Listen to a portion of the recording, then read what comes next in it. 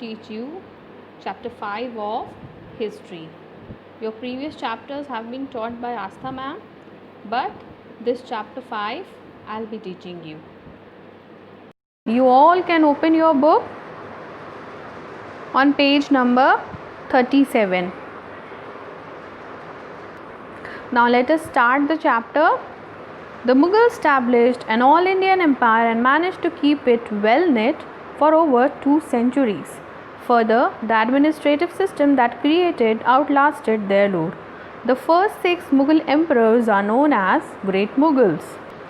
See, in this chapter we will study that how the Mughals they established their empire in India and how they maintained their administrative system in India. We will also study about the first 6 Mughal emperors whom we call, what do we call them as? Great Mughals. Now beginning with the first Mughal emperor Babur, who ruled from 1526 to 1530. Babur. His full name was Zahiruddin Babur.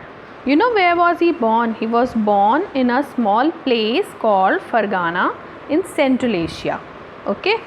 And he became the ruler of Fargana at a very small age, that is at the age of 11. When he was ruling in Fargana in Central Asia, at that time the Lodi kings, they were ruling over the Delhi Sultanate. You have already studied about the Lodis in your previous chapters. Okay? As he was already going on in a very bad phase, it was the difficult time of his life, so Babur conquered Kabul in the year 1504. And once he conquered Kabul, he thought that India is also a very attractive place from where he can collect a lot of wealth. So this made him an expedition. This made him to do an expedition in India.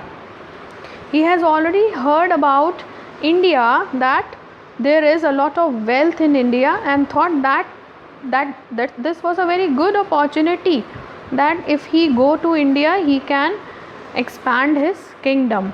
And this was the thing that led to the battle of Panipat. You know, the battle of Panipat led to an end of the rule of Lodis as well as the Delhi Sultanate. In the year 1526, Babur met Ibrahim Lodi in the first battle of Panipat. Now let's see what happened there. See, the army of Lodi and the army of Babur, they were completely different. Lodi's army was very big, but it was inefficient. The defensive system of Lodi was not good, whereas the army of Babur, it was very small, but it was very efficient and very well trained. Okay.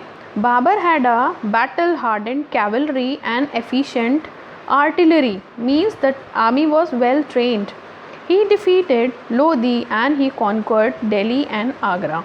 Again, he in the next year had a victory over war with Rana Sangha of Mewar at Khanua in the year 1527.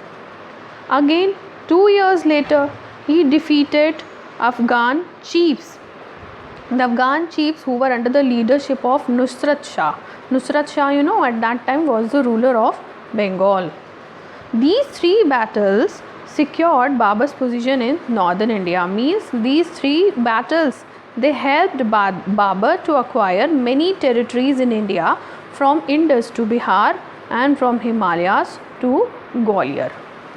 Now we will study what were the achievements of Babur. See, Babur was a very brilliant general. You know, he was very brilliant because he was having the knowledge of Persian language, Arabic language. Okay, and he also wrote an autobiography also. Okay, and that autobiography is known as Babur Nama. He wrote that Babur Nama in the language, Turkish language. And you know why? Because it was his mother tongue. He was a very good leader. He was a great general and a good general also. Now let's study that what he has described in his biography. Babur was a naturalist, means he had a great love for nature. He loved flowers, animals, means he was in love with flora and fauna. So that is why in his biography, you know what he has described? He has described all the physical features, climates, animals, birds, flowers, fruits. He has also described the life of the people, the places he visited. He has also described about his own life in detail. I think this much is clear to everyone.